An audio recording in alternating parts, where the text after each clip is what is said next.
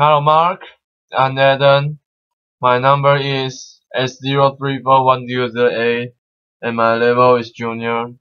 Today I'll read Patrick Awuah, How to Educate Leaders, Liberal Arts, posted August 20, 2006, ready, inspiring, courageous. Like many of you here, I am trying to contribute towards a renaissance in Africa.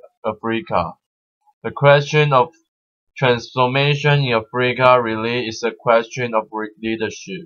Africa can only be transformed by enlightened leaders, and it is my contention that the manner in which we educate our leaders is fundamental to progress on this continent. I want to tell you some stories that expand my field. We all heard about the importance of stories yesterday. An American friend of mine this year volunteered as a nurse in Ghana, and in a period of 3 months, she came to a conclusion about the state of leadership in Africa that had taken me over a decade to reach. Twice she was involved in surgeries where they lost power at the hospital. The emergency generator did not start. There was not a flashlight, not a lantern, not a candle. Pitch black. The patients cut open twice. The third time it was a C-section. Thankfully, baby was out. Mother and child survived. The second time was a procedure that involved local anesthesia. Anesthesia wears well off. The patient feels pain. He's crying, he's screaming, he's playing pitch black. Not a candle, not a flashlight. And that hospital could have afforded flashlights. They could have afforded to purchase these things, but they didn't. And it happened twice. Another time, she watched in honor as nurse watch a patient die because they refused to give her oxygen that they had. And so 3 months later, just before she returned to the United States, nurses in Accra go on strike, and her recommendation is take this opportunity to fire everyone. Start it all over again. Start it all over again. Now what does this have to do with leadership? You see, the folks at the Ministry of Health, the hospital administrators, the doctor, the nurses, they are among just 5% of their peers who get an education after secondary school. They are the elite. They are our leaders. Their decisions, their actions matter. And when they fail, a nation literally suffers. So when I speak of leadership, I'm not talking about just political leaders. We have heard a lot about that. I'm talking about the elite. Those who have been trained, whose job it is to be the guardians of their society. The lawyers, the judges, the policemen, the doctors, the engineers, the civil servants. Those are the leaders. We need to train them right. Now my first pointy and memorable experience with leadership is gonna occur when I was 16 years old. We had just had the military coup, and soldiers were pervasive in our society. They were a pervasive presence.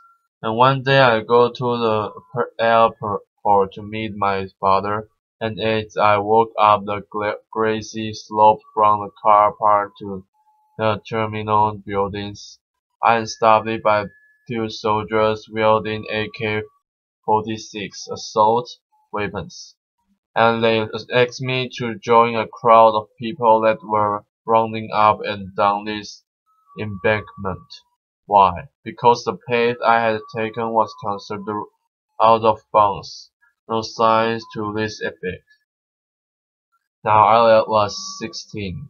I was very worried about what my peers at school might think if they saw me running up and down this hill. I was especially concerned of what the girls might think, and so I started to argue with these men. It was a little reckless, but you know, I was 16. I got lucky. The Guana Airways pilot falls into the same predicament.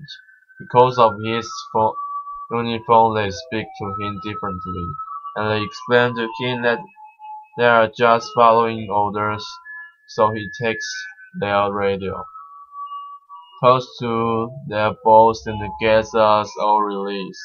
What lessons would you take from an experience like this? Several for me, leadership matters. Those men are following the orders of a superior officer. I learned something about courage. It was important not to look at those guns. And I also learned that it can be helpful to think about girls. So so a few years after this event, I left Ghana on a scholarship to go to Swarthmore College for my education. It was a breath of fresh air, you know. The faculty there didn't want us to memorize information and repeat back to them as I was used to back in Ghana. They wanted us to think critically. They wanted us to be analytical. They wanted us to be concerned about social issues. In my economics classes, I got high marks for my understanding of basic economics. But I learned something more profound than that, which is that the leaders, the managers of Ghana's economy, were making breathtakingly had decisions that had brought our economy to the brink of collapse. And so here was the lesson again. Leadership matters. It matters a great deal. But I didn't really fully understand what had happened to me at Swarthmore. I had an inkling, but I didn't fully realize it until I went out into the workplace and went to work at Microsoft Corporation. And I was part of this team. This thinking the only thing whose job is what it was to design and implement new software that created values in the world. And it was brilliant to be part of this team. It was brilliant, and I realized just what had happened to me at Swarthmore.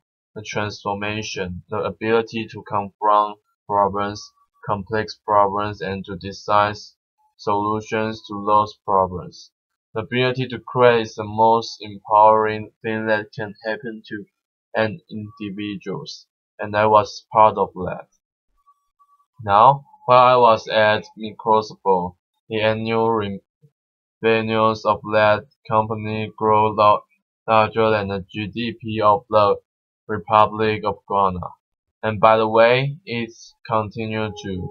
The gap has widened since I left.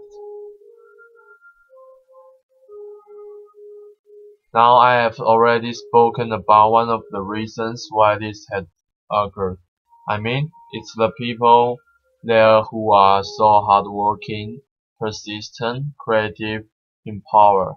But there were also some external factors: free markets, the rules of law, infrastructure. These things were provided by institutions run by the people that I call leaders. And those leaders did not emerge spontaneously. Somebody trained them to do the work that they do. Now, while I was at Microsoft, this funny thing happened. I became a parent. And for the first time, Africa mattered more to me than ever before, because I realized that the state of the African continent will matter to my children and their children. That the state of the world depends on what's happening to Africa, as far as my kids will be concerned. And that at this time, when I was going through what I call my pre-midlife crisis, Africa was a mess. Somalia had disintegrated into anarchy. Wanda was in the roles of this genocidal war, and it seemed to me that that was the wrong direction. I needed to be back helping. I couldn't just stay in Seattle and raise my kids in an upper middle class neighborhood and feel good about it. This was not the world that I did want my children to grow up in. So I decided to get engaged, and the first thing that I did was to come back to Ghana and talk with a lot of people and really try to understand what the real issue was. And three things kept coming for every problem: corruption, weak institutions, and the people who run them, the leaders. Now I was a little scared because when you see those three problems, they seem really hard to deal with. And they might say, look, don't even try. But for me, I asked the question, well, where are these leaders coming from? What is it about Ghana and the produce these leaders that are unethical or unable to solve problems? So I went to look at what was happening in our educational system, and it was the same, learning by rote, from primary school through graduate school. Very little emphasis on ethics, and a typical graduate from a university in Ghana has a stronger sense of entitlement than a sense of responsibility. This is wrong. So I decided to engage this particular problem, because it seemed to me that every society must be very intentional about how it trains its leaders.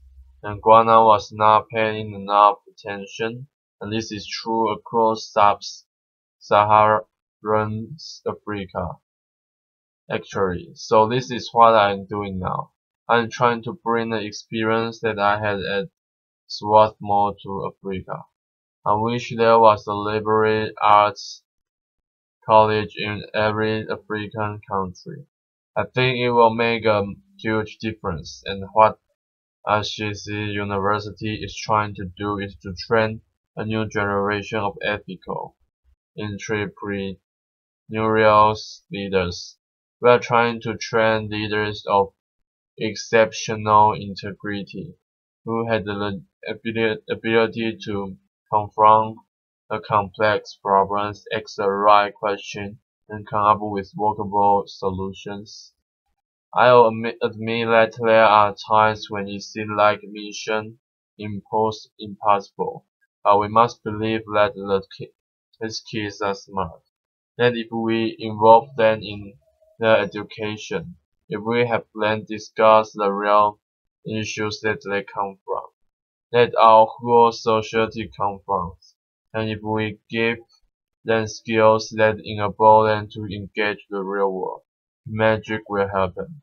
Now into this project, with just study classes, and into it, I come to the office and I have the email from one of our students, and it said very simply, I'm thanking you now, and his signs are off. Thank you. It's such a simple statement, but I was moved almost to tears because I understood that was happening to this young man. And it's an awesome thing to be part of empowering someone in this way. I'm thinking now. This year we challenge our students to craft and honor Cody themselves. There's a very vibrant debate going on campus now over whether they should have an honor code, and if so, what it should look like. One of the students asked a question that just warmed my heart. Can we create a perfect society? Her understanding that a student craft honor code constitutes a reason towards perfection is incredible. Now we cannot achieve perfection, but if we reach for it, then we can achieve excellence. I don't know ultimately what they will do. I don't know whether they will decide to have this honor code, but conversation they are having now about what then good society shall look like, what an excellent society should look like. It's a real good thing. Am I out of time? Okay now. I just wanted to leave that slide up because it's important that we think about it. I am very excited about the fact that every student at HEC University does community service before they graduate. That for many of them, it has been a life-altering experience. These young future leaders are beginning to understand the real business of leadership, a real privilege of leadership, which is after all to serve humanity. I'm even more thrilled by the fact that this year our student body elected a woman to be the head of student government. It's the first time in the history of Ghana that a woman has been elected her head of student government at any university. It says a lot about her. It says a lot about the culture that's forming on campus. It says a lot about her peers who elected her. She won with 65% of the vote. And if it gives me a lot of hope, it turns out that cooperative West Africa also appreciate what's happening with our students. We are graduate 2 classes of students today, and every single one of them has been praised. And we are getting great reports back from corporate Ghana, cooperating West Africa. And the thing that they are most impressed about is work ethic. You know, that passion for what they are doing, the persistence, the ability to deal with ambiguity, the ability to tackle problems that they haven't seen before. This is good because over the past 5 years, there have been times when I have left this is a mission impossible. And it's just wonderful to see these glimmers of the promise of what we can happen if we train our kids right. I think that the current and future leaders of Africa have an incredible opportunity to drive a major renaissance on the continent. It's an incredible opportunity. There are very many more opportunities like this in the world. I believe that Africa has reached an inflection point with the march of democracy and the free markets across the continent. We have reached a moment from which can emerge a great society within one generation. It will depend on inspired leadership, and it is my contention that the manner in which we train our leaders will make all the difference. Thank you and God bless. Applause. I'm Adam. My number is S03410008 and my level is junior. Thank you for your listening and see you next time.